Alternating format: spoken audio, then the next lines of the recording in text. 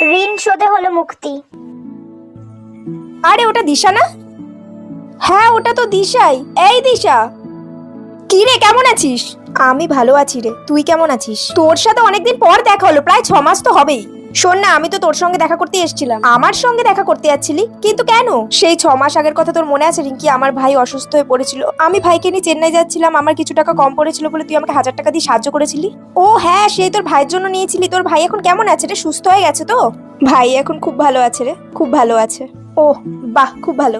এই নে তো টাকাটা ধর। আরে এতদিন পর দেখা হলো, এখন টাকার কথা রাখ না। এই টাকাটা তুই না নিলে আমি শান্তি পাবো না রে। আচ্ছা ঠিক আছে, দে। আচ্ছা আজ তবে আসি রে, টাটা।